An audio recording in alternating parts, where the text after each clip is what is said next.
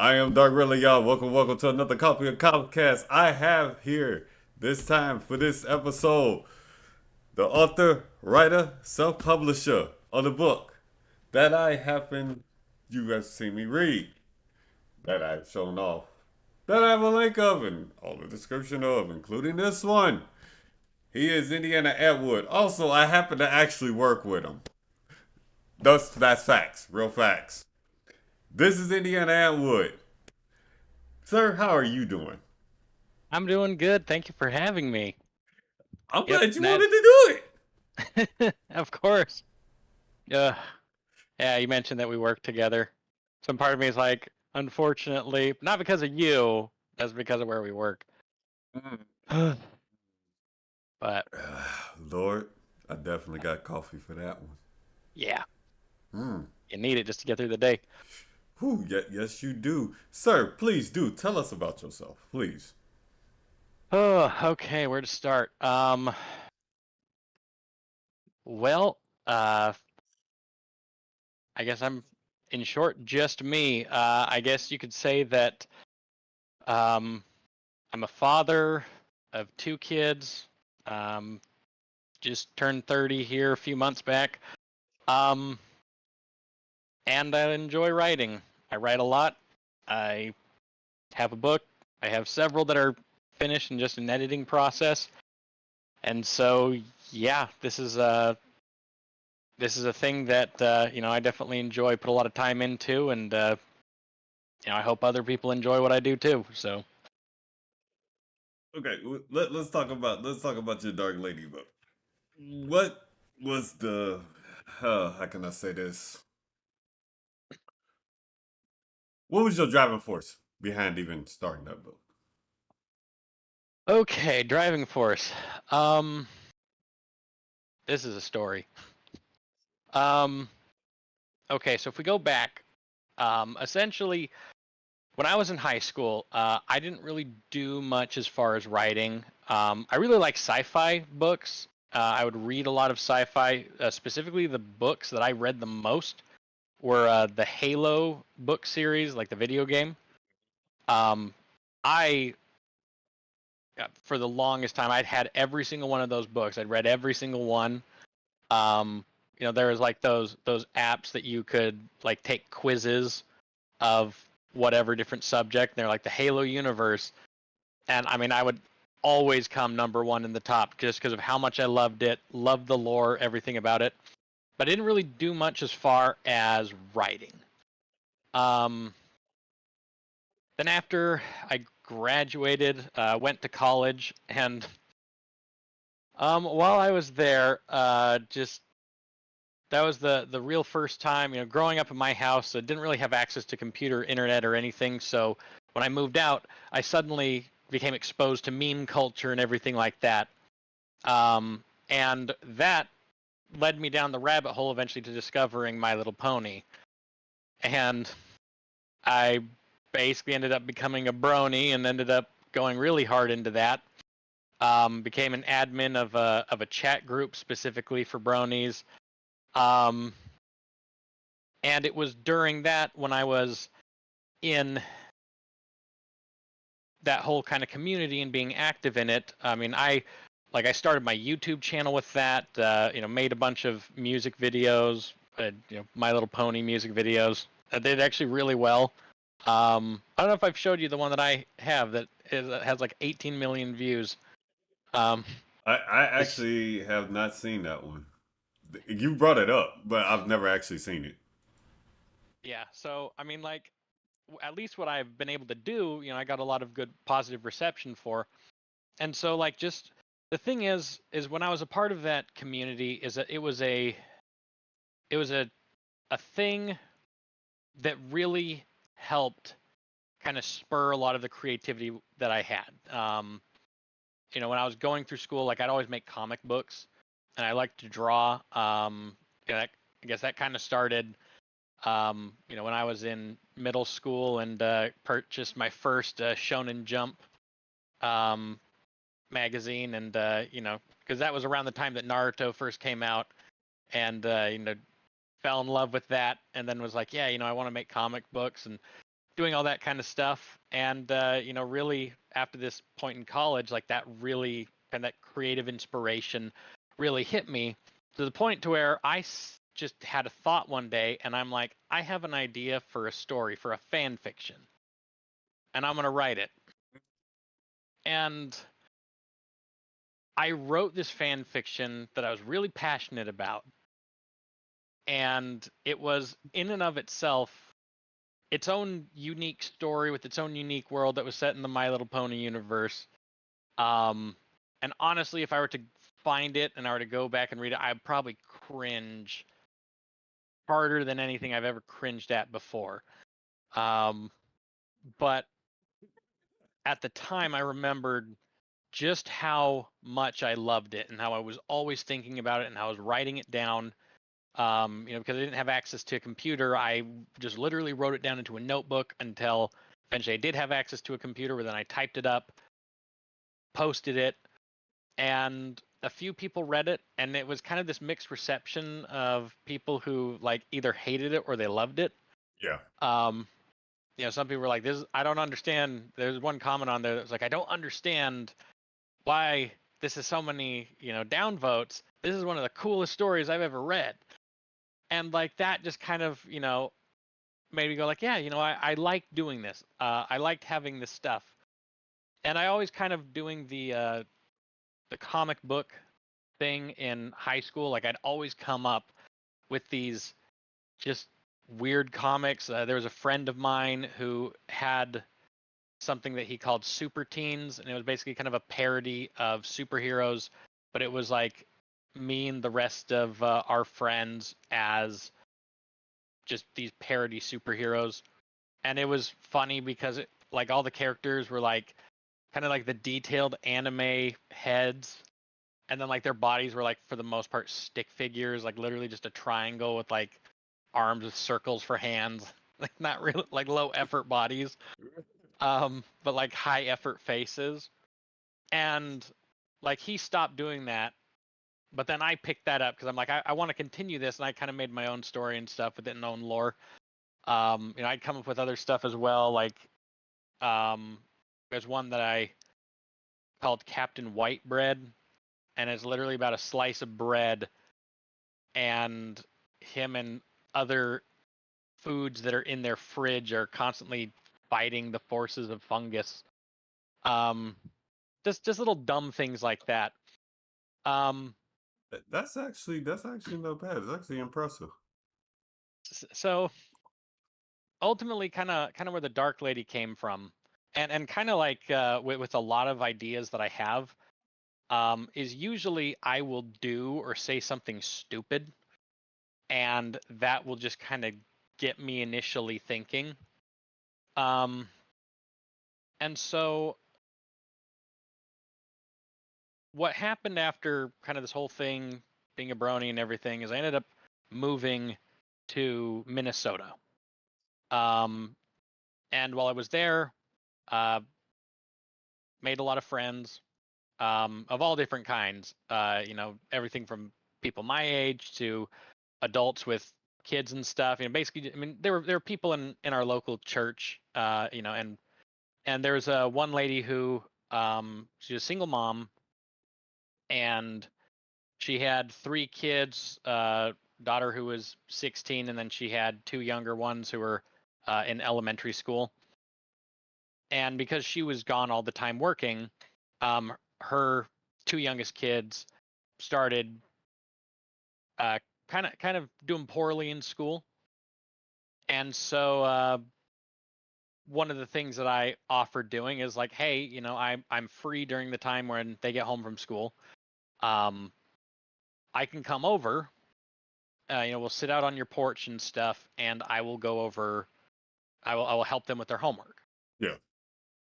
And she agreed to that, and basically we just sit down on that porch and just do homeworks and stuff. And the thing is that there was so she had a boy and a girl that I was helping, and the girl for some reason really liked me. Like I was her favorite person, and just you know, I guess growing up, I always kind of liked kind of I guess more darker thing, kind of like just goth. Like I was never really a goth kid myself, but I loved Nightmare Before Christmas, that kind of stuff. Yeah. And so, um, you know, one day while doing this homework, I end up saying something to this girl to the kin of, she's like, um, I was about to leave, and she's like, no, like I don't want to leave yet. And I'm like, it's all right, you'll be my dark lady, and together, I will raise you, and we will rule the world. Something along that kind of lines. Basically just me being dumb, um, for the sake of making a kid happy. Yeah. And I started thinking about that after that, and I'm like, what if there was a story about a girl who was adopted by a Dark Lord, um, and he raised her, and that was kind of the beginning seed that ended up becoming the Dark Lady. And what ended up following was kind of the same thing that happened with that fan fiction. I didn't really have access to a computer, so I wrote it all down in notebooks. I actually still have the notebooks. There's about like 8 of them, just those little cheap spiral bound notebooks, and I wrote this whole story down by hand and later put it on, printed it up.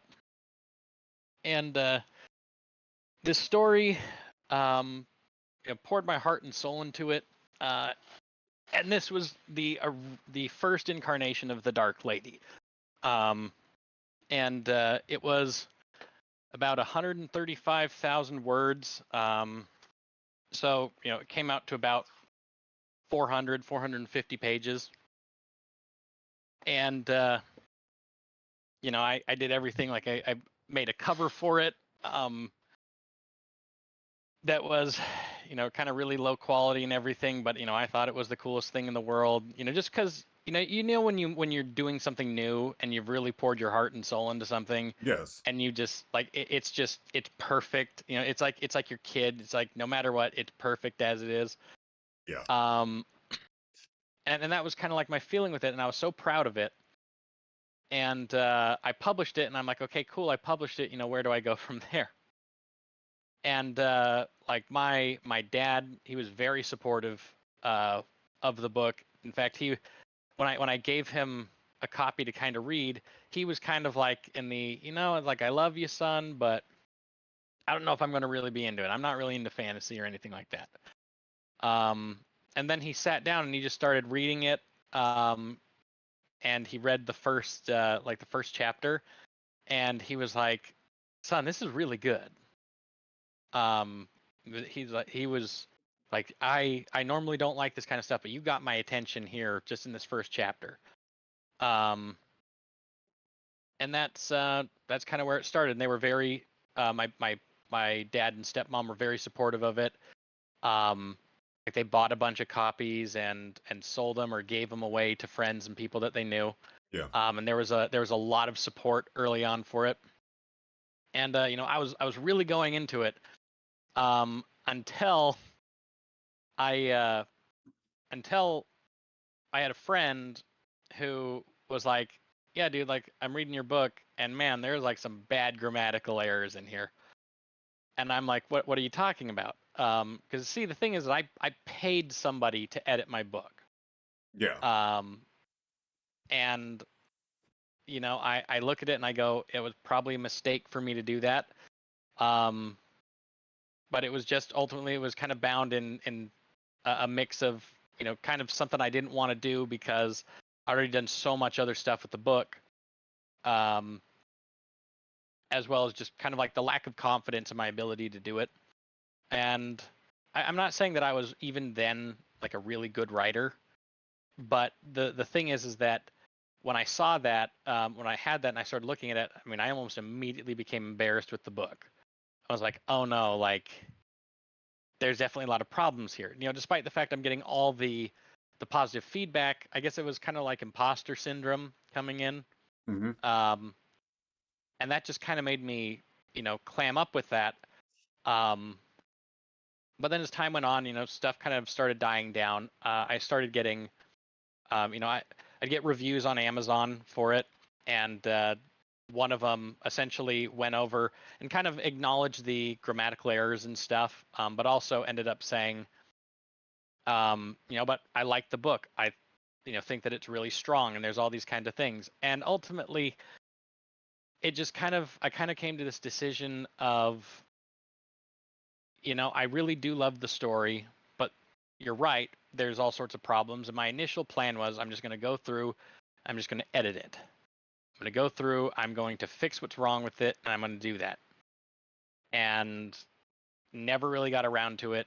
Time passed. Was going to college and just didn't really make any time for it. And then I mean, I started at some points to kind of do it. Never really made a whole lot of progress with it. And then when I was in college, I actually took a class with Orson Scott Card. He was the teacher. If you know Orson Scott Card, just in case you don't know who he is, he wrote the book Ender's Game. I've heard of the book. I didn't know who wrote Yeah, it though.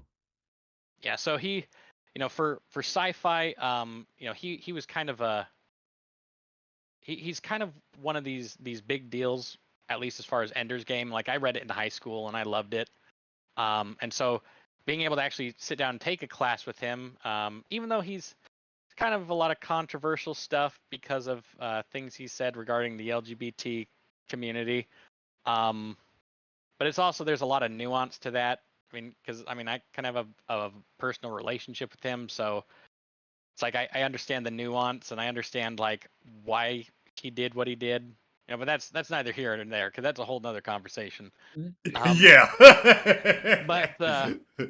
but but ultimately, like regardless of what people would think, it's it was still a great opportunity to be able to sit down with a well-established author who's been on the bestseller list, the New York Times bestseller list, and has been doing it his entire life. Like that is has been his career, is writing books. Being able to get that perspective from somebody who's in the industry. And one of the things he said is he said, if you are going through a book and you are editing it, you have to rewrite it entirely. And he's like, because the thing is, as you go through, if you make any changes that are anything different from just grammatical or things like that, you completely shift where the story is going and where it leads. And that kind of got me thinking, like, well, crap. Does that mean I have to rewrite The Dark Lady? And this was like in 2017 when this happened. And so after I graduated from college, um, had a kid and everything, I suddenly found myself with a lot of free time on my hand. I mean, I had a job and was working that while my wife was going to school. But for the most part, like I had a lot more time because I was going to school full time and working while doing that. But now I just had to work, and so um, I just decided, sit down, going to start writing The Dark Lady again. And I had a plan of I was going to write it. I was going to write it in 3 chunks, and then I would publish each of those chunks individually. And then once all 3 of them were together, I'd publish them as one book. And doing it that way, my thought was, well, at least people could, have something to read, something to get into that wouldn't require like a huge investment Yeah. of money in order to just get into.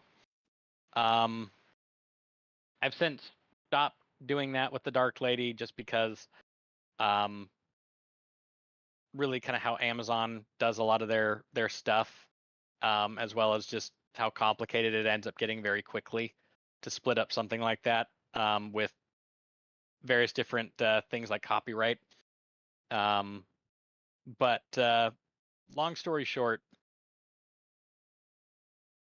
I wrote, I started writing The Dark Lady, rewriting it in 2018, um, and ended up actually finishing the first 200 pages, part one, which is The Dark Lord's Apprentice. I finished that in 2018 in November. And basically, I was really gearing up to go from there and continue on. And then oh shoot, yeah, there's a lot of stuff. If you read the introductory page in that book, after I like literally the day that I published The Dark Lord's Apprentice, I got it up on Amazon ready to go. I received a phone call informing me that my little sister had been murdered. And that just kind of set everything like that on the back burner as far as priorities. Yeah. And I wouldn't really get back into continuing writing The Dark Lady until about 2019, and getting that there. And so that took a while, but that was part two. And now I'm writing with kind of that perspective on life, with having to come to terms with an event like that, with my sister. And then basically part three, I was writing it and was working on it, and then the pandemic hit, lockdowns came into place, and I ended up what had ended up happening is that I had a job that I quit so I could go to another job, and the lockdowns happened like right as I was about to go into that, and they essentially responded saying, well, because of this, we're actually going to rescind our offer because we're not looking to hire anyone more at the moment because of how uncertain things are. So I'm like, well, crap. Now I'm unemployed, and it's going to be difficult to find work. Yeah. Um, and it was thinking about it, it was the perfect time to start doing stuff with the Dark Lady, but I didn't really do anything with it, because I just got hit with depression, everything like that, trying to find work, feeling that pressure of providing for my family. And at the time, I was living at my dad's house. Me and my family were living at my dad's house. And so we're living in my dad's basement, and I'm sitting there feeling unemployed, and it's like I can't get the motivation to write doing this. Like the only thing I was really doing at that time was, you know, essentially more or less self-medicating, playing video games, because of just otherwise it's like, there it was a coping mechanism kind of thing. Yeah. No, totally understand. Um, but then then 2021 rolled around, and my family and I, we packed up, we moved out here to Mississippi, and started working and doing all that, and you know basically got a job and everything, and the whole time I'm sitting there thinking, when am I going to continue rewriting the Dark Lady? When's that going to happen? And I'd had moments where, on my days off, I'd sit down and I'd write, like a chapter, and feel like, really good, but then would put it down, just kind of not really do anything with it. um and then ultimately it was one day I was on break, and I'm sure you've noticed where we work, the cell reception can kind of be crap on a good day. Yeah, yeah, yeah. And I was trying to load up YouTube, um and it just wouldn't do it. And so I got so frustrated with it, I'm like, fine, what am I, I'm sitting there, it's my break, I want to do something. I just got the idea of, hey, I'm just going to continue writing. Why don't I just write on my phone? And so I did that, ended up doing that, and kept doing that. When I go on break, I'd write, and I still do that now. Yes, you Um, do. and I'd come home. I had a waterproof phone case, and whenever I take a shower, I'd have the phone in there with me, writing the book as well. Taking a bath, I'm writing. Anytime I'm using the toilet, I'm writing. And just because of that, suddenly the third part of the Dark Lady, just kind of slowly but surely growing and making its way there. And I say slowly, but it picked up pretty quickly the second I made that decision. I was doing that writing, until eventually, 2022 in January it was finished. Um, and then only thing after that was doing the editing and everything, while I continued writing and working on the series.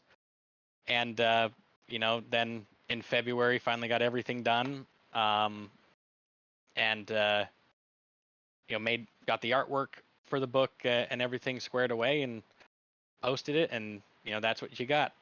Um, as you've showed everybody, that's what that's the final product of a ridiculous amount of time of procrastination and more stuff as well. See, you even said it's actually a 9-part series. And how many do you actually already have done out of the 9? So I have 3 of them done. Only one of them, which is the Dark Lady, is edited and published, and I'm working on number 4, and that one is close to being done. Um, I'm in the third act. I mean, basically, that's what I'm saying is that I'm in the third act, and it's basically ramping up to the conclusion. Um, so yeah, I mean, essentially, like the only thing that's really stopping publication is just the editing process, which takes a while, especially because of how I do it. I have several people involved, because I will read it aloud, and if I say things wrong or I think that if they sound weird, me saying them, um, I can catch them, but then I will also miss things, and people who are with me will be like, "Whoa, whoa, hey, reread that sentence." It's like, "Oh yeah, okay, grammar, got it." And we do that, and I like doing it that way because I think it's very effective, and it's efficient for the amount of time you actually spend.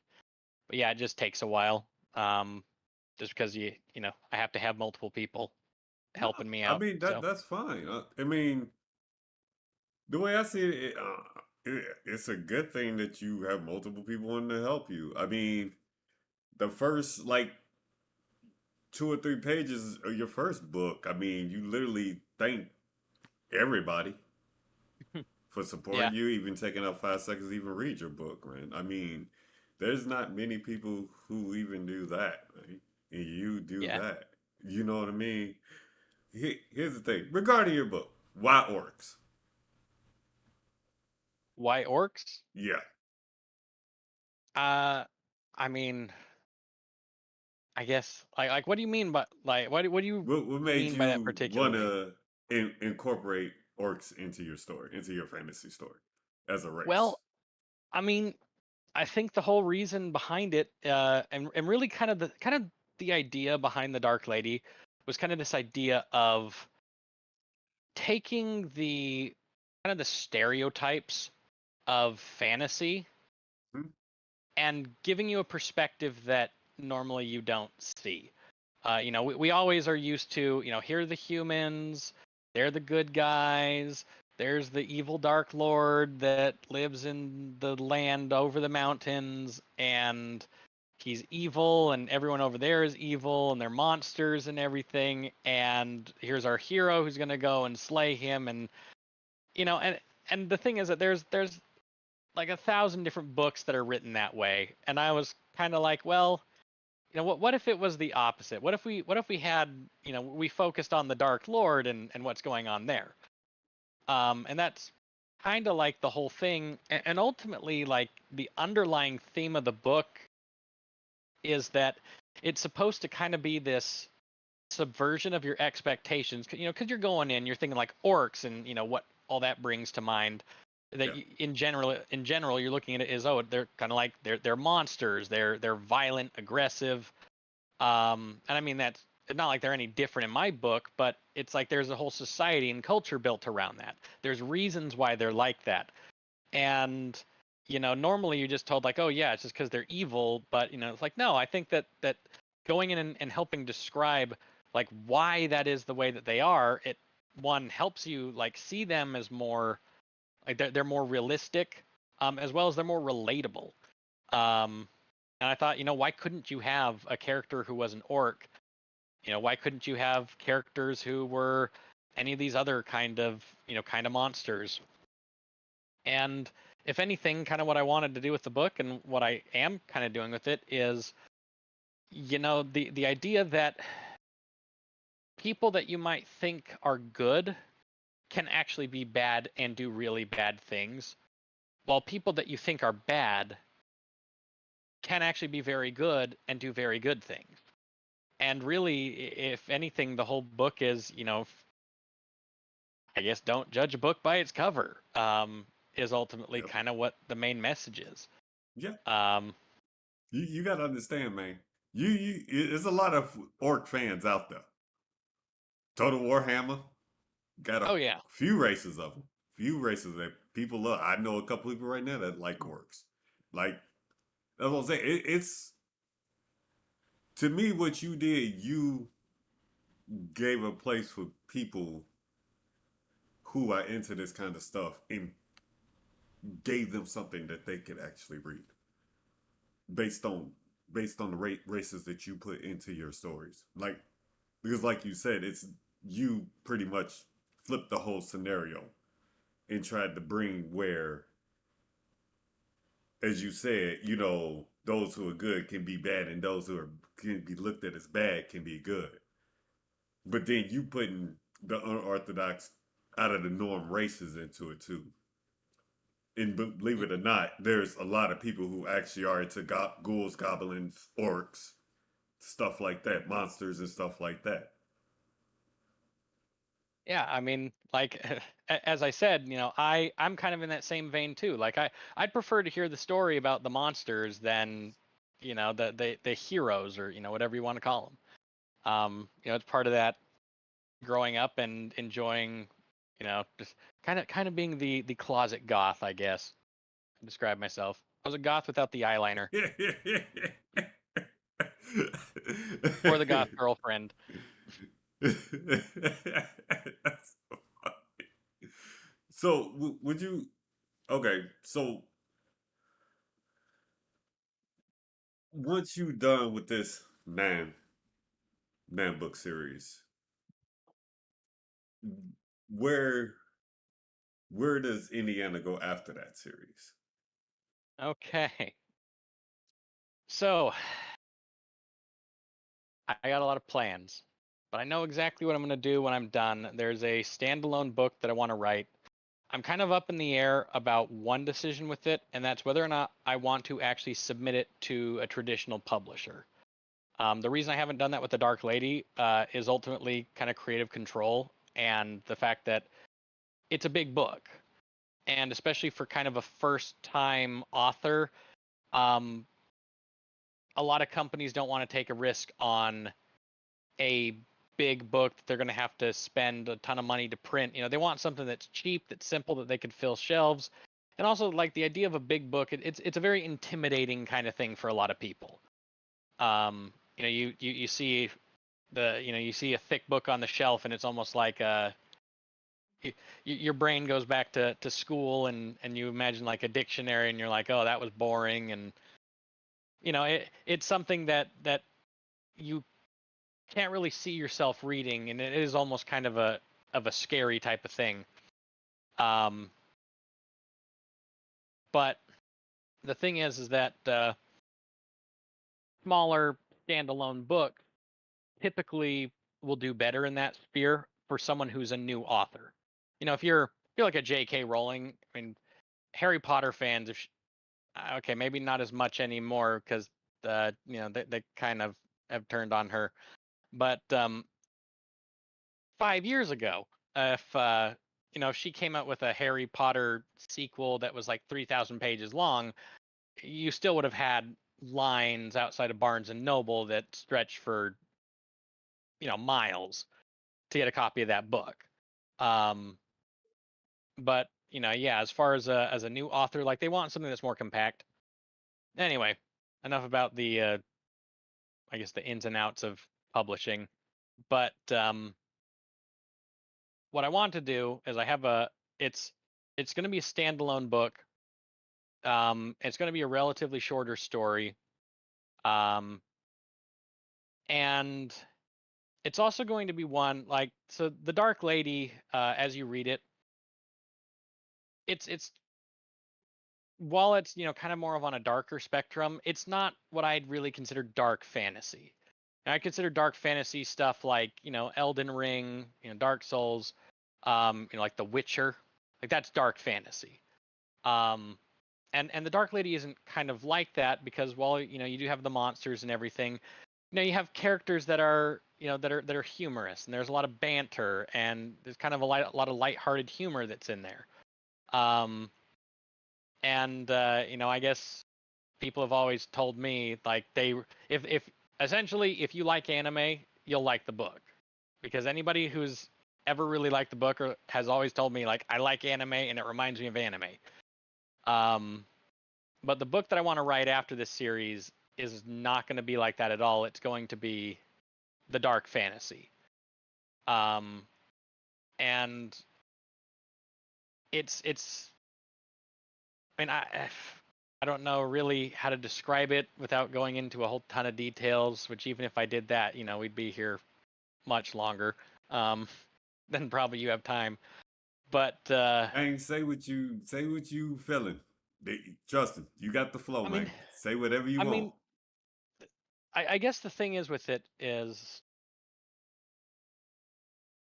it's going to be a story that is going to really deal. I mean, the book itself, the tentative title I have for it is called Hatred, and it's going to be dealing with the idea of basically someone, and I guess you can kind of say that this is even a theme in the Dark Lady. As you get to the end, the Dark Lady kind of the main character Astra, she is um, confronted with this dilemma where in order for her to be able to progress and defeat the Dark Lord Raxtrin, she has to forgive him um, for all the stuff he puts her through as a child. Um, and so, like, the Dark Lady is oddly enough a big theme in that is the theme of forgiveness. But this book is going to be the theme is essentially kind of, and again, just like the title suggests, hatred and all the different things, all the different reasons why people hate, and essentially it's supposed to be a cathartic type thing, kind of like the Greek tragedies, where it is going to be a tragedy. There's not a happy ending. It's going to be something that that basically is going to provide kind of a feeling of, I guess, kind of like, again, the feeling catharsis, which is kind of like the course corrective, almost kind of like a healing feeling. I guess the best way to describe it is, if you ever listen to heavy metal, especially on a day when you're like upset or angry, and you listen to that and you really work it out, and then you just feel better. Um, like that's kind of what the whole thing with the book is supposed to be, and it's specifically a story that focuses on the ideas of an unjust society with an unjust legal system. Um, that also focuses on kind of the themes of like a class system that essentially thrives off of oppression.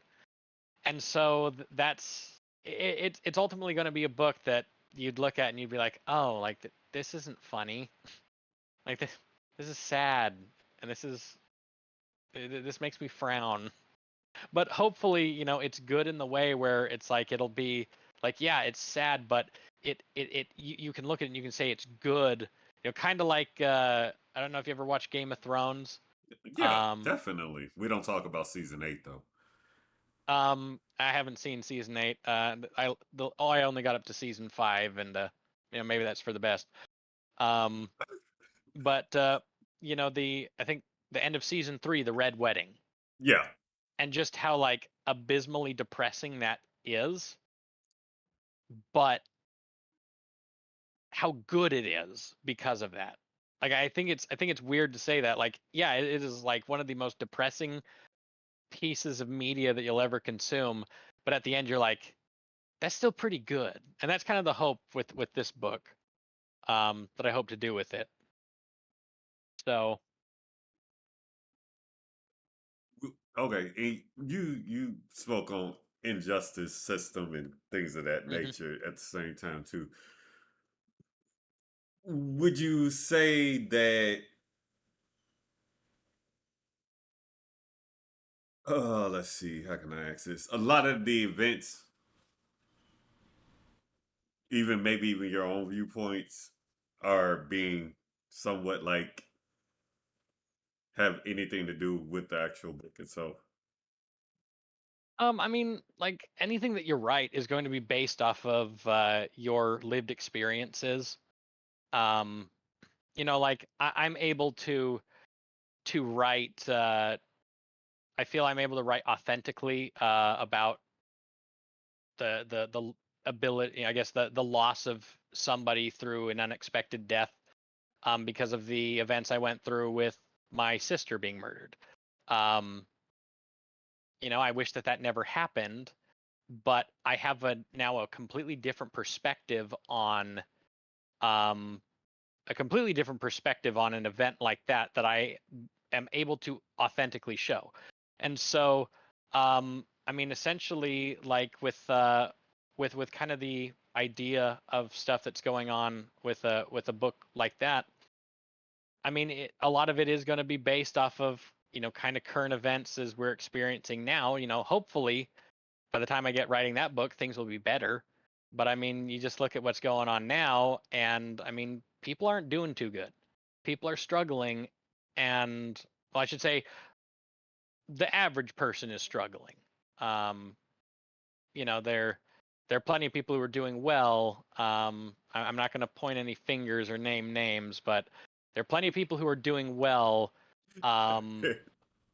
That if they weren't doing well, they'd still be fine, if I put it that way. So, yeah, there is definitely some of that frustration and influence in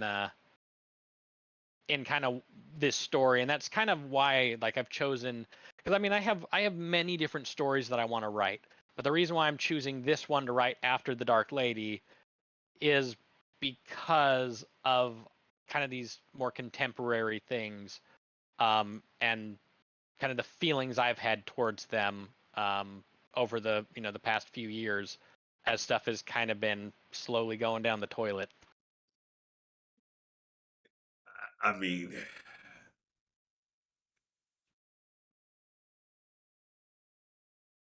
I'm not sure how people gonna take to this. Okay, y'all gotta understand. Me and him work together. We're just in different departments. So the conversation even around our facility it in itself is really questionable. Like we talk about this kind of stuff. Okay, because I even told him I feel like he personally should come back over to where he was at. Because like this man writes a lot, a lot, a lot. Because didn't you have more time writing when you were previously at than compared to where you're at now? Yeah, yeah. In the department where I was, I mean, just the nature of the machines and everything that I worked with, I mean, I say I was, but I mean, I'm still am. And, it's not like I've forgotten it, but I'm able to get those machines up and running to the point to where they're running near perfect. And essentially, the only thing I really need to do is just empty the material, and fix the occasional jam that happens from bad material. Um, and so, like, I had plenty of free time to do things, thinking about writing, and other things of that nature. And you know, since being since they've moved me to a different department, Like I just do not have that time because the machines themselves are much more complicated, and it's just a lot more work. And as I said, a lot more work for the same pay. Yeah, it's see that it's that's I even told him myself I felt like he should come back over there, but that's that's a whole other conversation in itself. But me personally, and I've told you this myself. I'm actually very damn proud of you for the fact, like, because when he told me about it, no matter of fact, I think Mason told me. Mason told me. He's like, he's like, you know, he wrote a book. I'm like, huh? A book? Are you serious? He's like, yeah. He's like, he really wrote a book. And then that's when I think I asked him about it myself. Like, you writing a book or you wrote a book? And I told him flat out. That's how I ended up starting reading his book. It's because I told him, I was like, you know, when he when it actually comes out, like I'll get it and I'll read it myself if I could get it and get a hand to it. I have no problem reading the book. That's how that even started. Like a lot of people actually don't know that because I never actually stated that. I just kind of just did it. But this, y'all hear from him. He's writing all the time. He has all these ideas going. Like it's something. You're a better man than me because I don't have that. I don't have that kind of patience or Yeah, anything like that. I don't. I generally just don't. I know I don't. Like I do a yeah. lot of things, and you know that. I mean, like don't sell yourself short. I mean, you do a lot of content on YouTube, which I mean that takes a ton of effort and energy. I mean, I know it like doesn't. And I mean, this is because I'm a YouTuber too, and I haven't done anything in forever. Like I remember just how long it took, and the shortest music video that I put together was like 8 to 10 hours of work, and this is like for a 3 minute video. Like it takes a lot of time, you know, just to do. And so, like, I mean, yeah, I mean, you make a ton. I mean, you do this podcast. Um, it's just comes down to what are the things that you personally enjoy, um, that you're willing to have the discipline to do. And for me, it's writing. Um, and I wish I probably need to do better at the content creation, honestly, to get the book out there. But um, Well, see, yeah, it is. it, Yeah, go ahead. it's like I told. It's really just at this point, really, it's just it's just like with even myself. It's just really just like getting out there, getting your name out there, getting the book out there, and getting people talk about it. Like you got hella reviews on the book on on Amazon. I mean, Yeah, that's yeah, gonna come regardless. yeah. I need to address those reviews at the moment. Um, so yes, I have good reviews on the book. So kind of the thing is, I don't know what it is with Amazon, but so when I was talking about that, I wrote the Dark Lady back in what I mean, I wrote it, published it back in 2014, 2015 about. Um, that's what I call my rough draft. And like I wish I could show you. I mean, I wish I had a camera to show you, but the original rough draft is about half the size of the final book of this new one that was published. So as a result, like I published it as its own new book, but because I label it as a part of the same series, Amazon threw all those ratings together on this one page. And so like the thing is that yeah, it's a great story and people who've read it I know plenty of people who've read it who've told me that it's great.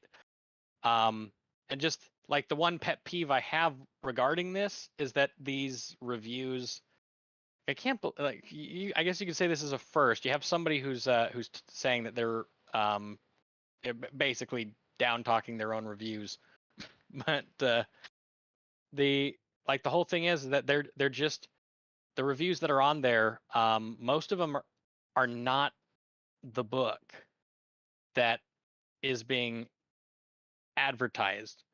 It's that rough draft. Um, and so there's one on there that's a very helpful one, that is what people say is the most helpful review. And I know it's kind of frustrating because it's the one that tells about like all the different grammatical errors that are in it. Yeah. And it is and like I'm not trashing the review. It is a very helpful review. It was a very good review. I'm glad that it was there because it is what helped me. One of the things that helped me recreate the new book. It's just now it's attached to this new book that it doesn't reflect anymore. But I think that can drive some people away, especially when Amazon keeps raising their prices and I have to keep upping the price of the book just for the print. Anyway, Okay, but so that's it. so Anyway, they put the rough draft reviews and then your actual published reviews and they put them together. yep. It's kind of funny because when you look at the actual store page, Mm-hmm. you will see, it'll say The Dark Lady by Indiana Atwood, published February 1st, 2023. But then you start looking at the reviews, and all the reviews are like June 13th, 2015. November 24th, 2019. October 15th, 2019. It's like, okay, like something doesn't something doesn't Yeah, line up I here, was you gonna know? I was just gonna say you might want to actually address that literally because that like the time frame don't even make sense. But Yeah, if and you don't address that, like people aren't gonna really like there's people that unless you're, won't take yeah, put two and two together. Like that yeah. don't I make mean, sense. unless you're looking for it, you're not going to see it, Yeah. and that's true. Like I've gone to Amazon, I've emailed them, but haven't gotten any kind of reply. But I mean, ultimately, like what I went and I said, it's like I like these reviews do not reflect this book because they were for a different book entirely. And so like I requested, like, can you remove all of these reviews, not the bad ones, not the all of them, the good ones, the ones giving it glowing praise and the ones being critical, like just all of them, Yeah. because this is a new book on its own. But it doesn't seem like that's going to happen, so I'm going to have to make sure that people know. um I'm trying to think.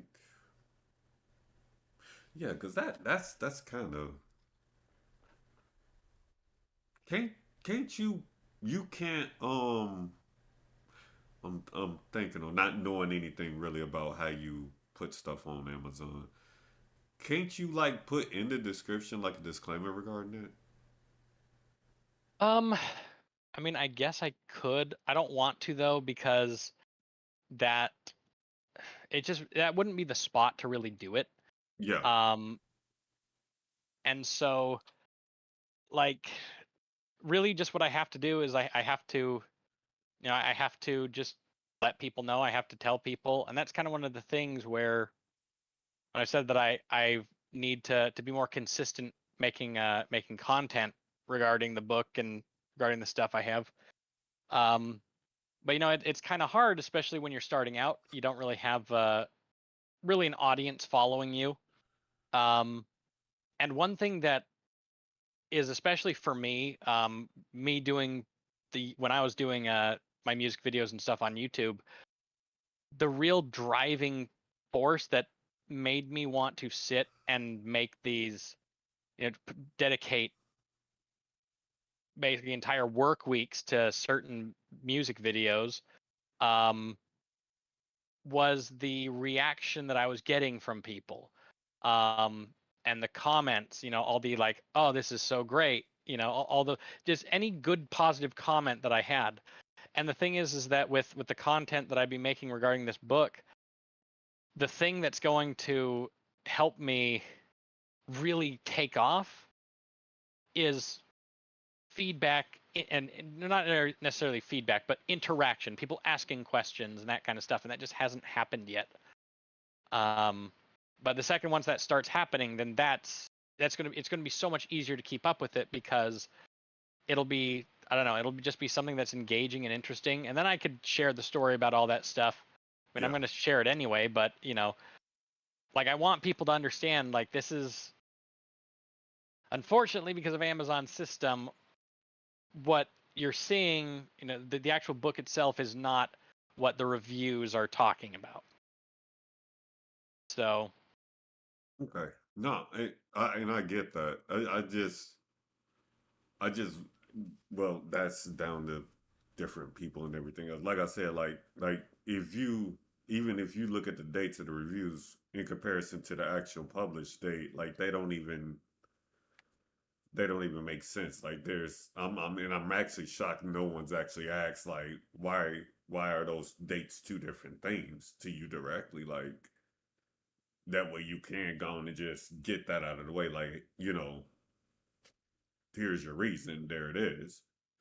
Like, and that's why I told you myself. Like, I felt like, and we talked about this, like, regarding like you doing YouTube content about your books and things of that nature. I figured like that's one of the main things, just like you did here, you could actually bring up. yeah. Yeah. Um, it's, I don't know, it's just kind of one of these things that I guess there's a lot of problems that I'm thinking about, but ultimately, like, it's one thing to know this, it's another thing to feel it. But it's like, yeah, I mean, like, these are problems and those are solutions for it, but also at the same time, it's like, those really aren't problems, those aren't really big deals. um if anything, they're almost kind of like excuses to not do something, I guess. Mhm. That's what I keep telling you. Just go ahead. Just Just do it. just do it. Go ahead. Just do it. Because and I try to tell this to anybody who does content creation, you never know who's gonna show up, who's gonna ask a question. You don't know till it's already out there. Yeah. But you can't get anything if nothing's there to begin with. Yeah. Yeah. Yeah. I mean, you're absolutely right. Essentially, the hardest part is starting. Yeah. I didn't I literally transitioned from Twitch to YouTube not knowing what to expect, what to get or anything like that. Like I started A and B G and V's, not knowing what to expect, what kind of I did that just to do it. I didn't think I was gonna get any kind of reactions out of it, honestly. None, zero, zilch, none. I mean, because Mm. I'll tell anybody, there's several content creators who do it far better than I do, who put the extra 24 hours into them, everything else. I just did them just to do them.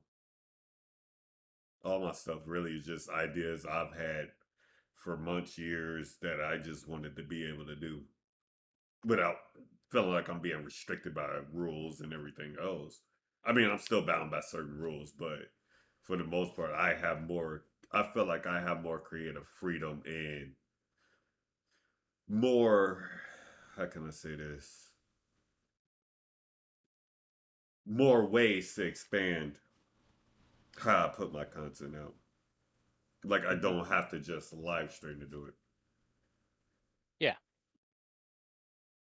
But it also gives me more time to be able to test out different things too and try out different games, ASMR, reading your book, stuff like that. Yeah. along with voice acting still. Right. Yeah. But that voice acting is a whole nother subject in itself because I got a lot of different opinions regarding that. But I let I let people on social media say that kind of stuff for me. Like then that's why I told you like you said, it's just a matter you just what do you want to start out doing and just start doing it. Like you just gotta like I just got up one day just say, you know what, I'm going to YouTube. Pretty much what I did. It wasn't nothing special about it. I just got up and say, you know what, I'm gonna go to YouTube. Yeah. Um, and like I think that just anything like that in general, really the key thing is, with anything like this is that no matter how much you like it, um, it's going to be hard to do. Like even if you were making enough money to support yourself on it, it's always going to be something that there are going to be days that you absolutely don't want to do it, and like it's when you stop is when you're in danger of completely abandoning it. And I mean, I can see that with my own book. There's a reason why the third part of the Dark Lady, just the rewrite of the Dark Lady in general took 5 years in order to get out published. Meanwhile, I have books 2, 3, and almost 4 out in less than a year. Okay, well, I guess they're not out, but finished and at least getting edited. And hopefully, my goal is the end of this month to be able to release the second one. Um, but a lot of that, like it just, I guess if there's anybody who's wanting to know, like, well, how do you do it? How do I manage to write about 40 to 60,000 words a month while working a full-time job? It just boils down to one thing, and that's discipline. Um, and that is the one thing I am lacking severely when it comes to making content. I need to do. Let me ask you this. Like, do you set like a goal limit for yourself when you're writing or you just write? Um, you know, right now I just write. When earlier on, what was one thing that did help me is I did have a goal, and I said every day I'm going to write 3,000 words. Um, that's what I did. But now I'm at the point. I mean, essentially, Oh boy. it's that thing of discipline is what gets you started, but once you do it enough, basically it becomes habit, and then you don't need the discipline because since it's habit, it just takes over from there. Um, but yeah, like having those goals is definitely an important thing to do because it gets you started. Like goals are a part of that discipline. It gets you started and moving in that direction. Like you, for example. I mean, I'm sure you have a goal of however much content you hope to make a week. Uh, it whatever it is, there there's a certain there's a certain amount or a certain level of quality or whatever it is that you set for yourself in order to do it. If you're not doing that, then like there's no way you're going to be able to succeed. Yeah. That and I really focus on interaction whenever I get it. Hmm. I'm very big on responding to people, whether it's good or bad, in some Yeah. form, in some capacity. I do it. I get there's going to be negative feedback. I get there's going to be positive feedback. Like I respond to everybody regardless Yeah. because I feel like if I if I go into it with the expectation that everything's going to be positive, I'm lying to myself. Oh yeah. You kind of need a little thicker skin, but also, you need patience. And that's And something I lack of a lot of. yeah. I lack a lot of patience. Like right now, I'm literally trying to. like I was telling you Monday morning, I was like, I'm trying to finish characters and still put out content at the same time. Yeah, it's a lot of work to do, Yeah, especially when especially when it's work you're doing and not getting paid for.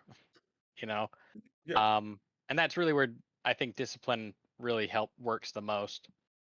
Um, because if you want to see those rewards, you have to put up with the grind. There's no way around it. yeah. And I try to just, and that's why I try to be very transparent on what I'm doing. That way, people don't think that I'm just not doing anything. No, I do a lot of things. I do a lot of things on the daily, whether I'm tired, not tired. I mean, you've seen it firsthand. Oh yeah. You know this because, like I said, we work together. So you've seen it firsthand. And I tell people like, I'm tired, but I'm still doing it. I'm still trying to do it in some capacity, at Hmm. least. You gotta like you said, you gotta discipline yourself. Yeah. Um, almost one way I describe it, because I mean, yeah, it's gonna get hard. Um, and now I think about it as a life lesson. It's kind of morbid, and so but recently I for some reason just kind of got a fascination with the people who climb Mount Everest and die while doing it.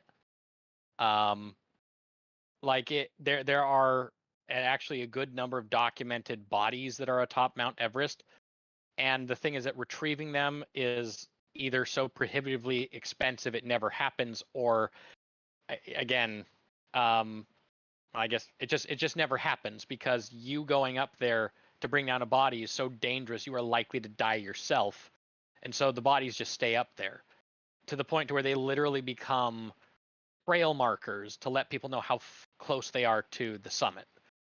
Um, and I mean, like the whole thing is um, with these as well, and kind of why I brought this up. What I was reminded of with this is that in almost every single one of these stories that you read about these individuals who died on Mount Everest, they did so because they took a minute to just sit down and take a break. And it's kind of terrifying to think that just taking a moment to relax and take a breather could be Hmm. deadly. And that's kind of the thing with any kind of content creation is that it's going to be hard. Like there's going to be times you're going to pump out a lot. There's times where it's going to be hard and you're not going to pump out as much, but it's the moment you stop that's the deadly part because then you're really at risk of just not starting up again, and then all this work and effort you put into it just disappears.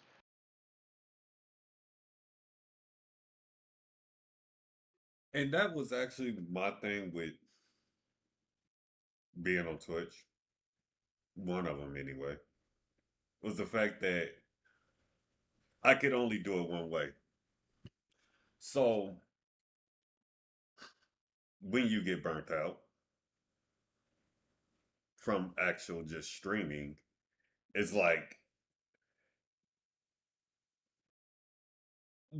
the genre I play, which is pretty much story based stuff. Hmm. You're expected to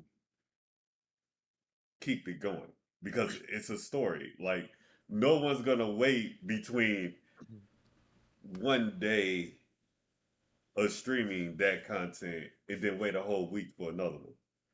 A lot of people I've come to notice end up binge watching.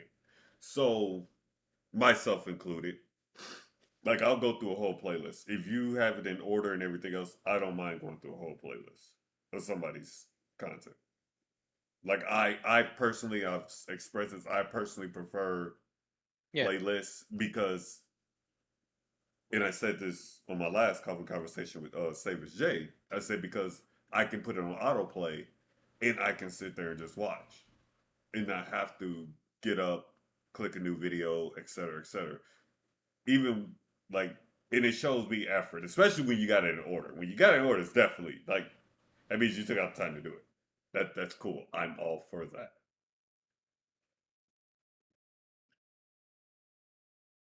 But for me, it's like, what happens when I get burnt out? You know, now Hmm. I will take a day or two break, or right now, because I'm trying to get the league going, I am taking a whole blown break because I just beat Persona 3. And I even told a buddy of my tips, who actually told me to play Persona 3, after this, I'm not jumping back into 5. Like, I'm burnt out on Persona. Like, I'm generally just Hmm. burnt out. Yeah. So, right now, I'm trying to get the league going. Then I'm going jumping into Like a Dragon. Yeah. But my main focus right now is really to get the league going that I've said for the past 2.5 months I need to get started on going and everything else. And I Yeah. kept putting it off because of other games, including Persona, which is Hmm. very long due to game mechanics. And I will continue to say Yeah. that. Yeah. I don't think I've ever played a single JRPG. Well, except for Yakuza Like a Dragon, where I didn't get to one point where it's like, okay, I'm just gonna try to skip through this as fast as possible because this just it gets too much. Like you get bogged down. So I definitely get it. Like that definitely seems like something you could easily get burned out with. Yeah. And, So, which is fine, but I mean, I played 4 and 3 together, hmm, and that alone is just like, you got to be able to willing to put in a yeah, couple. You got to set a couple months aside. yeah, So I was like, I'm not jumping right into 5. Like, not gonna happen. I'll play yeah, 5. It's just I'm not going 4-3-5 just that fast. yeah, No, no, I'm yeah, burnt yeah. I out. could. Yeah. I mean, and the thing is, that at least you're doing something. Yeah. You're taking a break from doing stuff. And I've kind of thought about with while writing Dark Lady stuff. Starting up another, just doing one of the standalone books and just writing that. I mean, I don't think I can do that though. Like I've thought about it, but ultimately it's like, nah, I don't want to do that because I really am focused on the Dark Lady, and even if it feels like, there's times where it does feel like you're getting burnt out when you're writing, but at least for me personally, I'm not saying this is the case for everyone.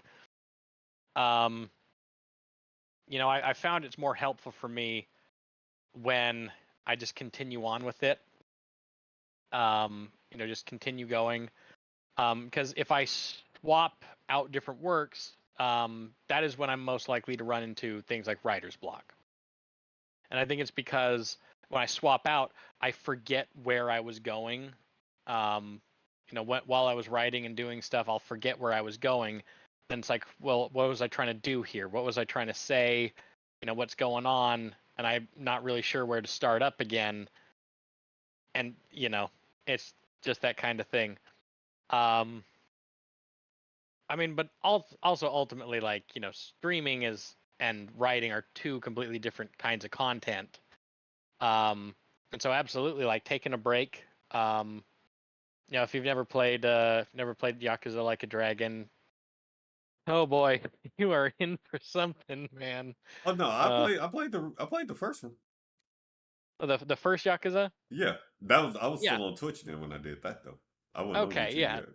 I mean, definitely that one's good. Like a Dragon, like it's I mean it's a completely different story because you're following a completely different character. Yep. Um, but it's also a completely different game with different game mechanics. Yeah. Like how the other ones it's like actual kind of like a third person fighting thing. Yeah. Well, they just went full on JRPG in Like a Dragon, and Oh yeah. I it's played it and beat something. it. So I like the yeah. story too. Oh, There's they're not great. there's not too many games I play where I can honestly say I just did not like the story. And I will Hmm. say this again. Zero Time Dilemma, I did not like because of how they did the ending. I will say that again. If there was ever a Uh, game I played that was a waste of time, it was Zero Time Dilemma. yeah. I'm not a fan of. Well, what they did was they implemented a part into the game, and towards the end, once all the paths came together, and it was like, okay, y'all threw a whole person, a whole nother character into this game where it made the ending make like no sense to me. Like maybe people could justify it. I don't know. I can't justify having a whole character that you never indicated even existed and throughout the whole story into the game at the end. Like they had no indication that there was another character that was involved throughout the game, anything of the sort. They just said, "Here, here's this character. This is the what role they're playing, and this is why all of this is coming together now." And I'm Oh, like, that does sound sloppy. Yeah, you and probably everybody else who's played that game will probably agree with you. it it just seems like it comes out of nowhere. I It, mean, I get it. Like sometimes there's things that you're like, oh yeah, here was the thought the entire time, but because you didn't do it well enough, you know, it will come off as just completely out of left field. But I mean, that's ultimately what makes it sloppy. Is it just come you just failed implementing it well enough earlier, and that is, I mean, that's something that keeps me up at night with writing. Sometimes I'm like, I really hope that I provided enough hints or context or something, just because otherwise it really does come off as like that. What the hell just happened? That makes no sense, and it doesn't matter how good it was up until that point. That one last thing will just crush it. that I get what you're saying. I get what you're saying. Think of it like, I guess describe it. I would say it's like that beautiful girl, but then she has like a really nasty mole with a hair growing out of it on her cheek. It's like it doesn't matter how beautiful you are, that one thing just like you can't look away from that. Almost that kind of a thing. Why? I get what you say. God damn. Oh God. Wow. So, okay.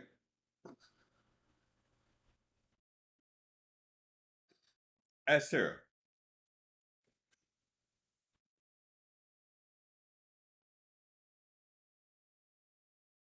what would you say her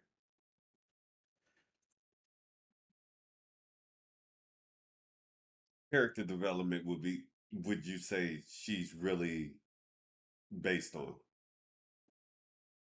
Besides the fact that you said the overall series of the Dark Lady itself is based on forgiveness for the most part. um, I mean, there's all sorts of themes, but forgiveness is a big one. Um, so I guess like what you're asking is what's the inspiration behind her character development? Mm-hmm. Okay. Um, you know, I don't know. There are a lot of different things. Like there's some parts that are me inside of Ashtora. There are other parts that are uniquely her. Like when I write, you know, like I'm not like some writers who will go down and will write an entire outline of their book with a lot of detail and stuff. That's definitely helpful. But the thing is that I've done that many different times. In fact, the second book, I think I wrote like 12 different outlines for it over the years. And then when I actually wrote it, I just sat down and I wrote it. I didn't pay attention to any of those outlines because I had a general idea of where the story was supposed to go, and that was good enough for me. And so essentially, while I'm writing, it's almost like I am just looking in on a world and I'm just sitting there describing it to you and what's going on to you.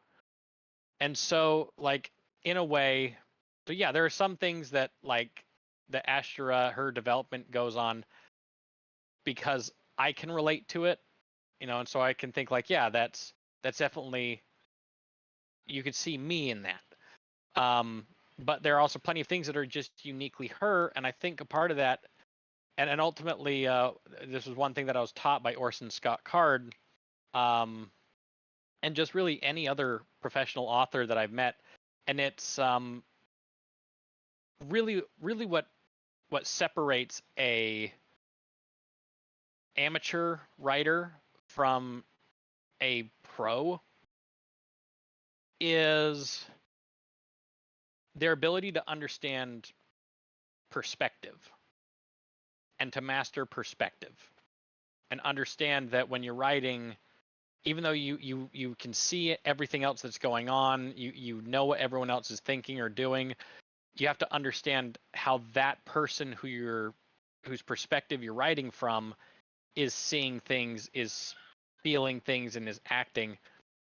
And so I guess in short, Astra is a mix of a lot of different things, but in all honesty, as far as her character development and everything, how I look at it is that she is her own character. And there are honestly some parts in the book that as I was writing, I got to the end of it and I'm like, I did not see that coming.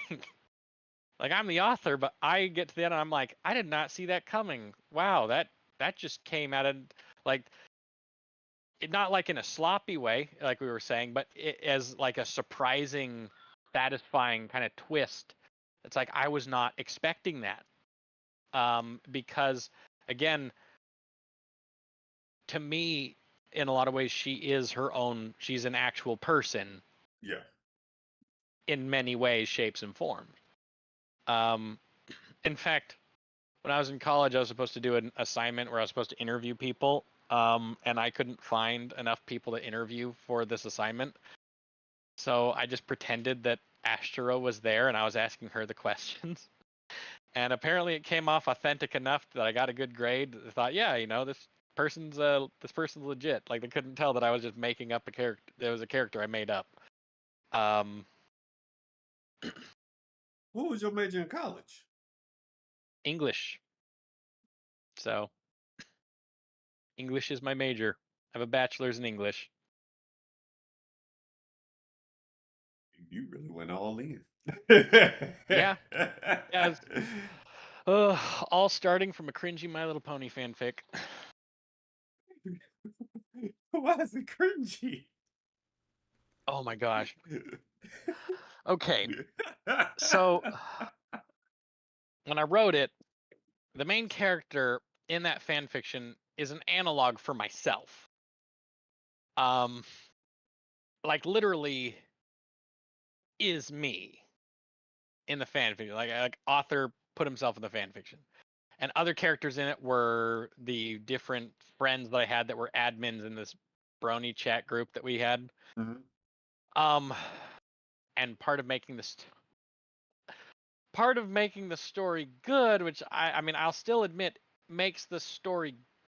It is a compelling part of the story, but because it's me, really makes it cringy is the fact that the character falls in love and has a romantic relationship with Rainbow Dash, one of the My Little Pony characters. And that is the cringy part of, like, yeah, I wrote a story where I fell in love and married a My Little Pony character. So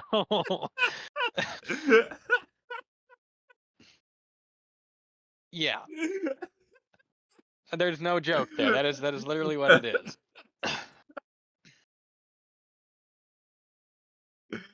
Is that on YouTube?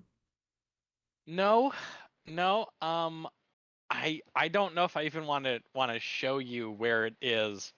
Um, because I'm afraid. Like, I'd like to remember it with fond memories instead of, like, I have plenty of things that keep me up in the middle of the night of just cringy stuff I did in high school. Like, I have enough of those. I don't need more of that in my life. So I'm gonna avoid sharing that. No, Um, that's totally understandable. It's just wow. But seeing where you went from that to just a whole book series, man. hmm yeah. Um, it it was funny because when I was writing the rough draft, the thought in my mind was, how do I even write 200 pages? And then I wrote up to 400, and I was like, that was easier than it looked. And then when I was rewriting it, I was like, all right, let's get back up to that 400. Double that length later. I'm like, oh, now the real challenge is how do I keep it shorter? Um, so like it is just a thing that as you do it, you get better at it, and it just seems like a lot less of a challenge. Just think about any game that you played. I mean, imagine, when the first time you played video games and just how bad you were, and look at yourself now, and it's like, well, how would I get there? And it's just, you just grow into it. It's what you do. Yeah, Um, Elden Ring yeah, players, but yeah, that was the example I thought of. I just didn't want to say it because Elden Ring players. Oh, um, I mean, there are different things that help as well. Having stuff that helps you get in the mindset. So for me, like music is a big one. Like, I've always been passionate about music, and so um, especially, I mean, with all the way from that My Little Pony fan fiction up until today, writing the books I'm writing, just different songs for some reason help give me inspiration of just things that are going on in the book and or anything that I'm writing really. Um, just whatever those little things that I guess that help kind of help breed that creativity. I mean, and I have to agree with you because, and you know about this yourself because I even showed you, like me, you, and Mason really listen to pretty much damn near close to the same type of music, which is interesting. And I took one of Mason's songs and literally made an AMV out of it. The One Piece one I Yeah, showed you and him. Like yeah, he gave me yeah, that song. I didn't even know that existed. yeah, So it really amazes me how that's why I said like, and when I tell people like, well, when people sit there and say, why don't you do this song, why don't you do this song, it's like I try to explain to people, but I don't think they really understand. Like I have to hear the song and be able just to get something out of it to where, okay, I can put that with this character, or this character, it just put yeah. something together with it. You have to feel it. Right? You have to, Exactly. like, you can't force yourself to do it. Um, getting really meta with the Dark Lady.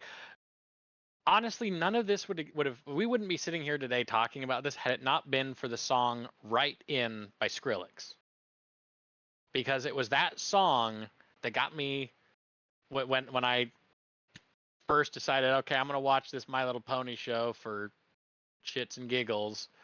Because apparently a lot of people enjoy it, and then I ended up actually really liking the show. Um, my first music video, which ended up kind of opening up the door for everything else, that ultimately led to that cringy fan fiction, which has now led to what I'm doing with the books, was because of that one song. And I'm like, I have an idea for a music video for this. And I never made a music video before, but I made it, and it actually turned out pretty good. And within a few weeks, it got like 60,000 views, and it was just because I felt like I was able to feel it all Yeah. when you listen to it. It, And I guess like, oh, sorry, go ahead. and that's really what it be.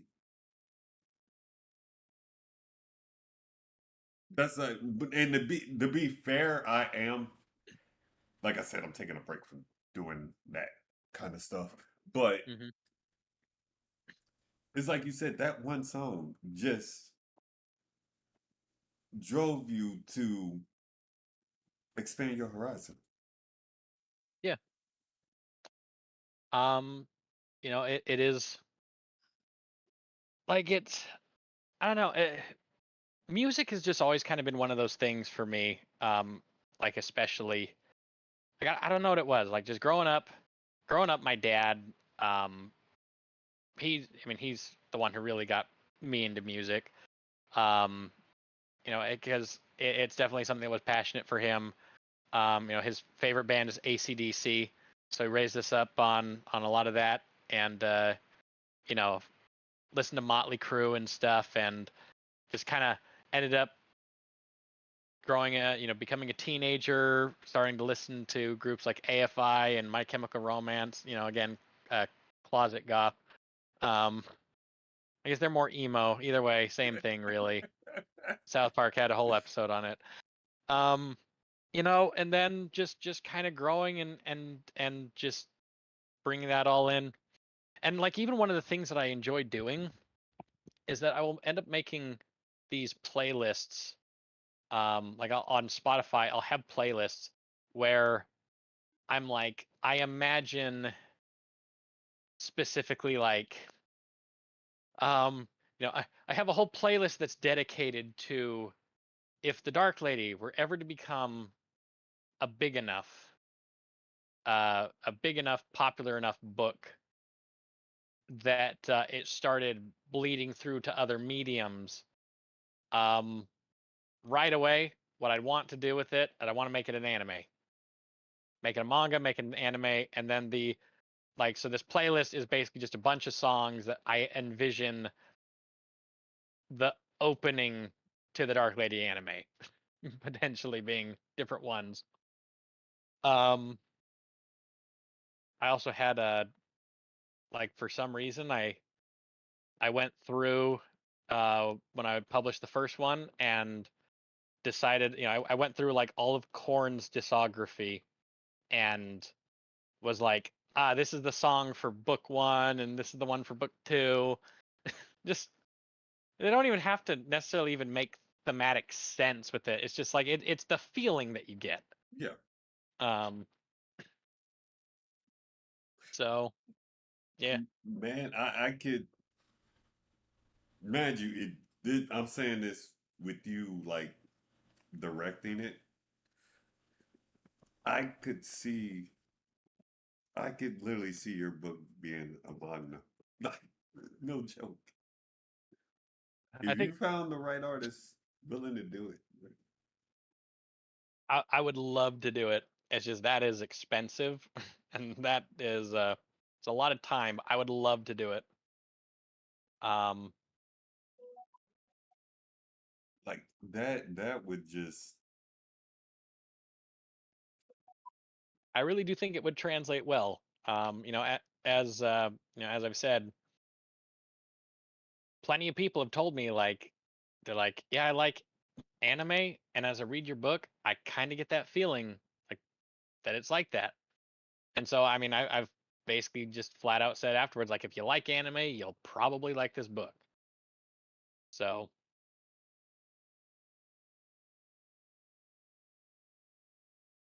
let me ask you this thing. Who inspired the Dark Lord? inspired the Dark Lord. Well, I mean, ultimately, I mean, no one. It was just, I mean, he's just kind of supposed to be a stereotypical character. Um, Now, development as the Dark Lord as a character, like, yeah, he's the stereotype, but there is a lot more depth to him.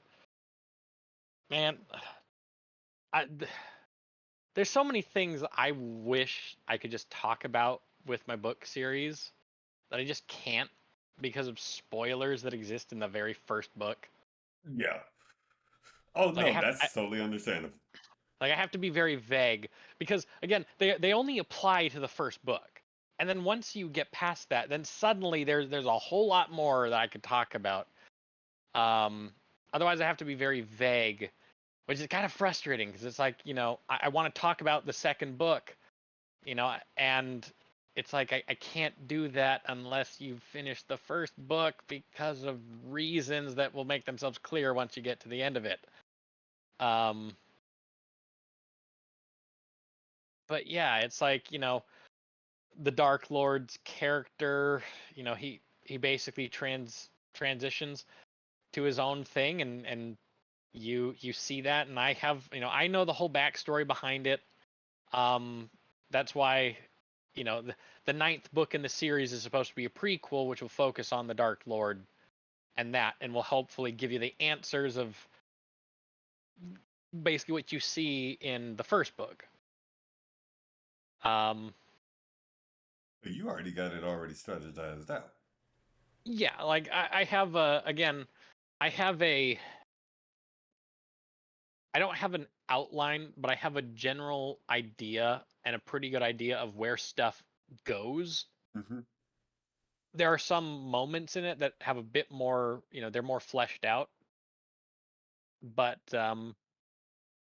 in general, like yeah, I mean, I know the story. I know kind of just where it continues on, and it also helps being able, my wife is a bookworm, and so I'm able to talk to her a lot about the book, and she'll ask me questions, about stuff I haven't even thought about, and so it's like, well, on the spot, I guess I'm making up some lore, and we'll kind of be able to come up with answers and be able to get some stuff, and it's really helpful having kind of that back and forth, um, and just simply because it gets you thinking, forces you to think.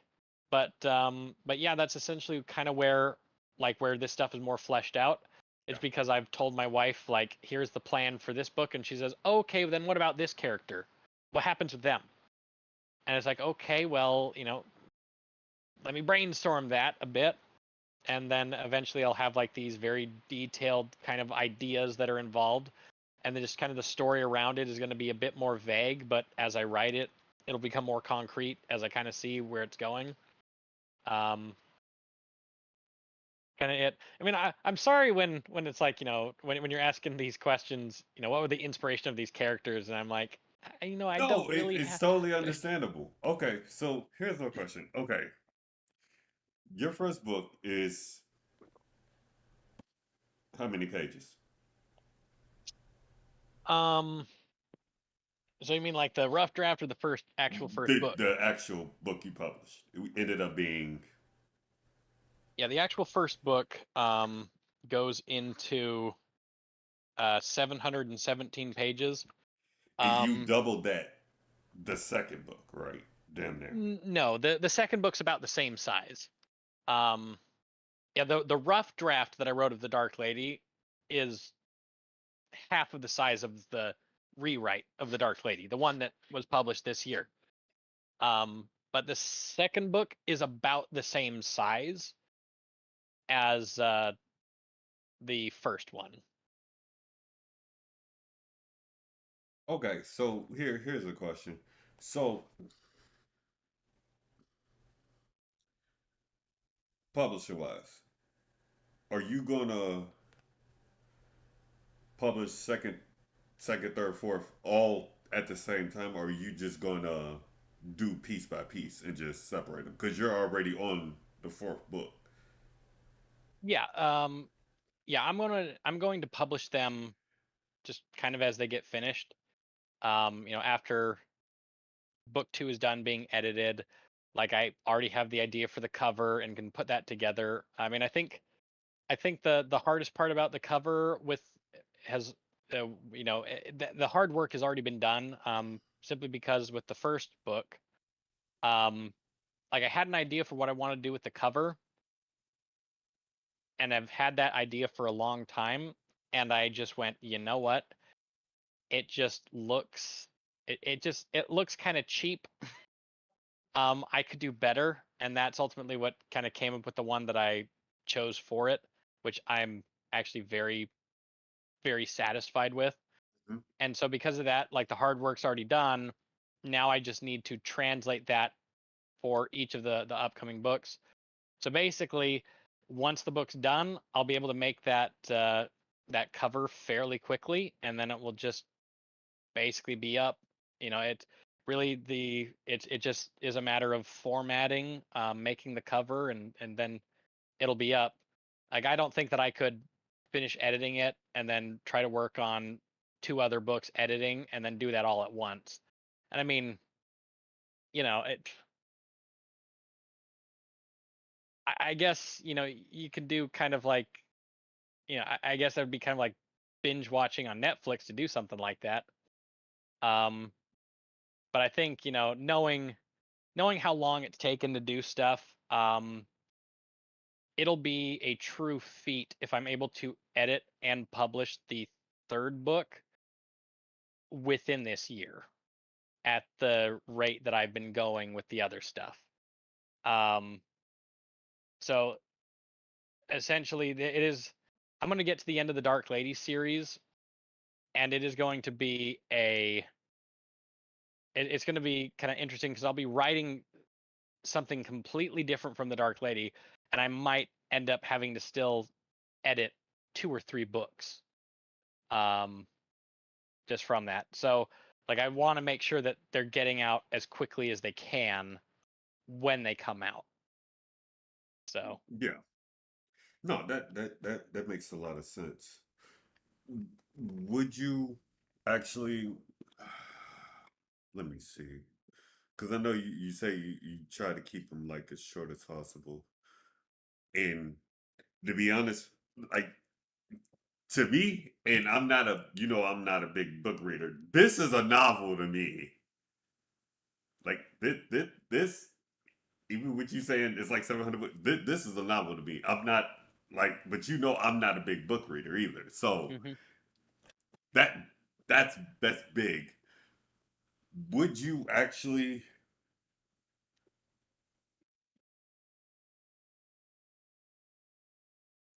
Now, mind you, not knowing, I don't know like the whole criteria to what is considered a novel. Would you actually write a novel?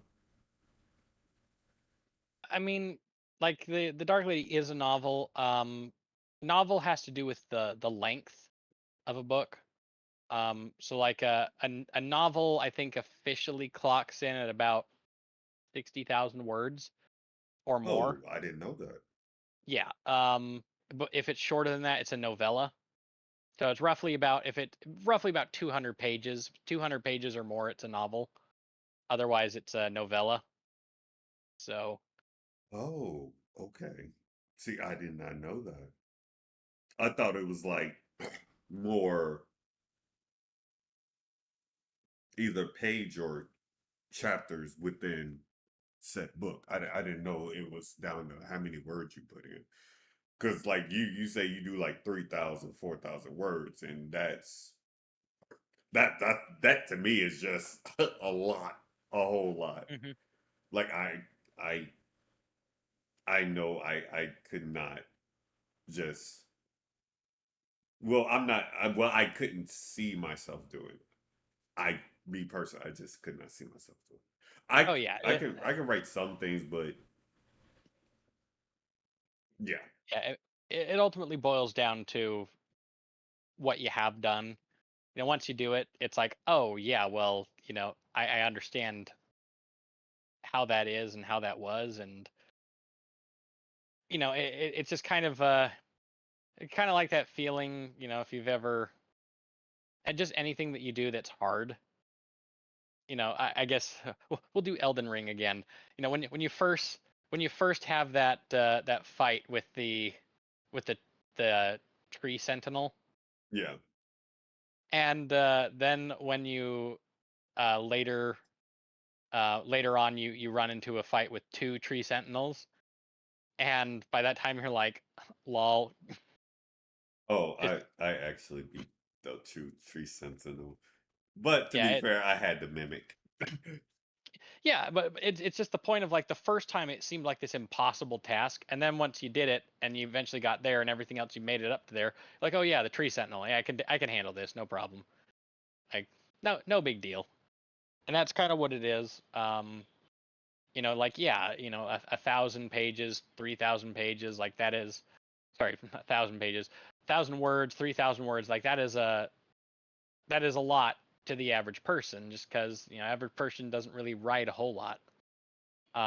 Especially when majority of your writing is 140 characters long. Um, but yeah, it's just because of how much I've done it. It's like it really doesn't seem like that much, but only because my perspective is skewed on that quite a bit. Because you've done it for so long, it's like natural for you to do that. Hmm. And that's and see that's my thing also. It's like,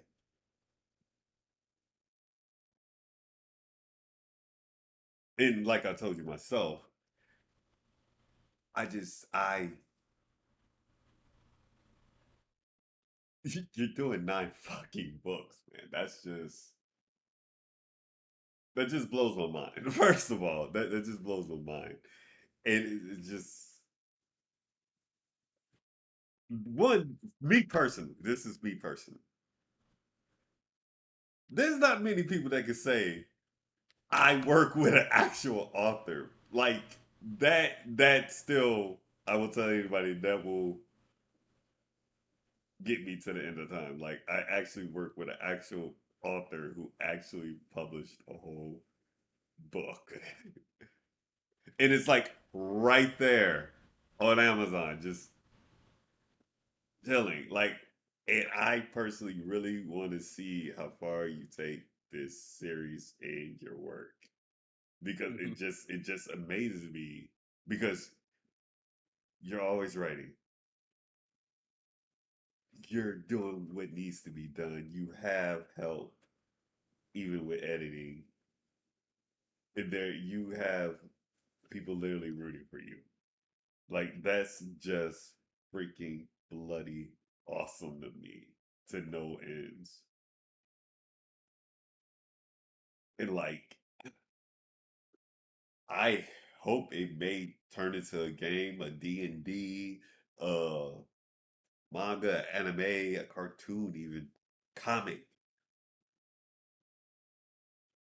because you have the stories wrote out. You have a whole series to it. You could have other things revolved around that, bro. Like you really, really, really can. And that's why I say I hope the right people really look at your book, look at your series, characters, and everything else. I mean, they did it for Game of Thrones. Yeah. Well, and also, I think about it and just kind of like just because of how fun and unique a lot of the characters that appear later on in the series are. And my wife and I were sitting there, and I mean, you could probably come up with, like, if you're talking just fan fictions, you could Mhm. probably come up with over like several hundred shipped couples that you could have just for that. And I'm sitting there with my wife going like, what would be great? Body pillows. Let's get all the characters on body pillows. You want a Bren body pillow, a Zagan one, That's the thing Astra. now. Yeah, yeah. Oh, yeah. I know. Just go hard in with all of them. You get the Rackstrin plushie. You know, just It, just just all the merch. that's why I told you. I told you you need to get that art out there. Because I do. I feel like if you did that, you'd be able to like their what do they call it when you first do it? Original concept art. I think that's what it's called. I Yeah, think once you do that, you can build just off of that. yeah. Especially when it comes to like different scenes and stuff like that. Yeah. Well, Like the only issue is that it's just expensive, you know, and we know that work don't pay us that much. So I told you, when the time comes, find me. I told you. One all thing right, I know is art. I love art.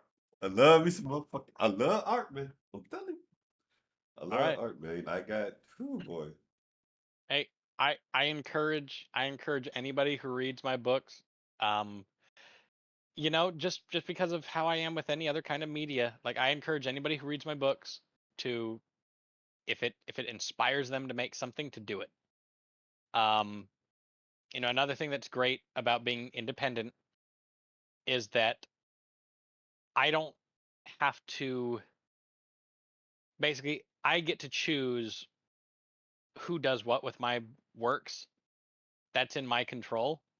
And in all honesty, the only thing I really care, if people like, the only thing I would care and not want people to do would be to take my work and like take credit for it. Like that's all I care about. Like I poured blood, sweat, and tears into this. You are not going to take credit for that. But if you want to make fan fiction, if you want to make art, if you want to make your own merch and you want to sell it, I do not care. Honestly, I know I will know when my book has made it when there's a bunch of Rule 34 made of it. Like that'll be when it's like, that here it is. We have made it. Top of the peak,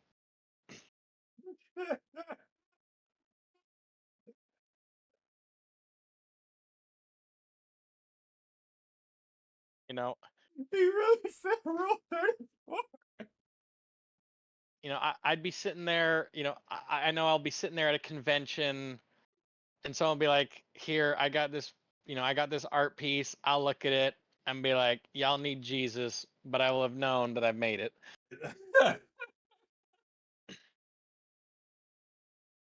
Lord have mercy. To be fair, I when I first I'm not gonna lie. When I had mine first done, I literally had to ask. I was like, y'all, does this mean I finally made it? It's like having fan art done is like the epitome for some reason. Because I Yeah. even asked that. I was like, all right, y'all. I'm perfectly okay with it though. Like you, Hmm. you got to, man. Um, last thing, where can they? I might have it in the description too. But how can they contact you, Indiana, as an author? How can they? How can they contact me? Um, that's a great question. That's probably one I should have had more prepared to answer. Um, well, for the time being, I ultimately need to get social media. I'd say DM, but I don't have anything to DM to. Um,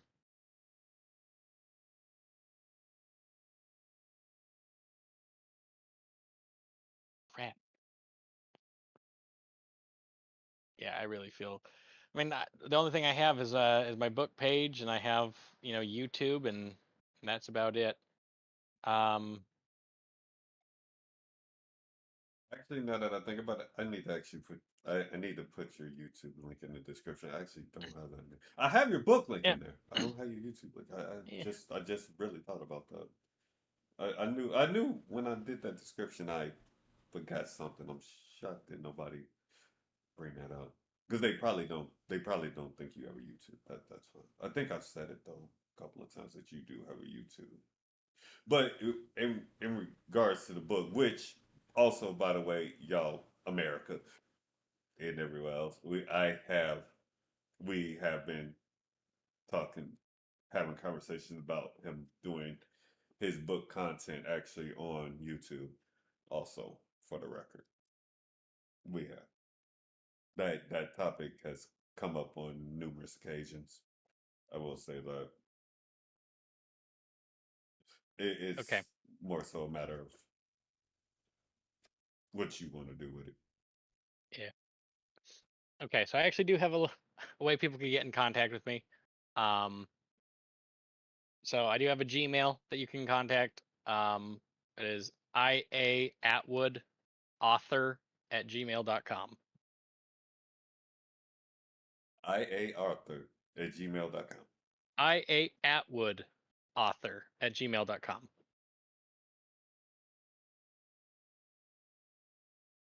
Y'all heard it here first, y'all. Y'all, I know. this book right here. Oh, wait, that's upside down. Camera angles. No, that's still upside down. Oh, it's gonna show like that because of. Oh, wait, it might actually be showing legit on the YouTube though. No, it's backwards because it's Discord. I don't know why it does that. Don't ask me.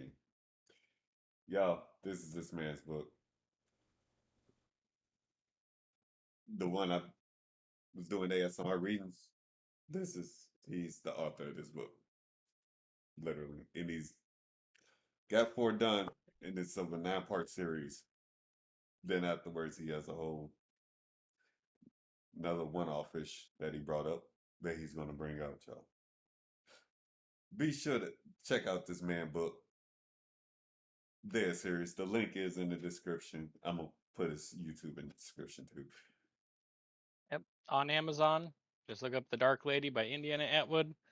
And it's in Kindle and paperback format. And if you have Kindle Unlimited, it's free on there.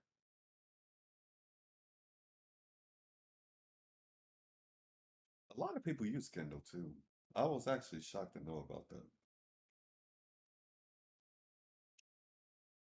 But seriously, dude, give give his book a try. He takes all reviews, positive, negative, everything else, y'all.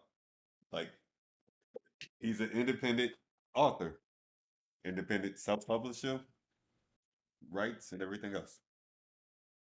That I work with this man, so I know what all he does, y'all.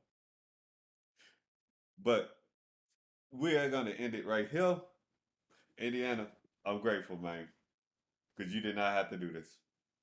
Well, thank you for having me. I've actually enjoyed it. Like, seriously, like, you have no idea. Like, it means a lot to me. Like, seriously, having a Anytime. legit author. Like, I'm definitely gonna get you back on here. Like, especially if you do all that other stuff too. Oh yeah, definitely got to get back on for real. Because I really want to see your book first, man. And I've said that several times to you. I really do, because it's just bloody amazing. Like seriously, thank you very very much. Like it's greatly appreciated to no ends. I'm very grateful. And to all of you who came by to get us to listen, thank you. Please do check out his book. And as always, don't forget to like, comment, and subscribe. This has been another Coffee Conversation podcast. This one has been with Indiana Atwood, writer, author, self-publisher, and he is independent. I do thank y'all, and we will see y'all next time. Till then, have a good one and stay out of bad trouble as always, y'all.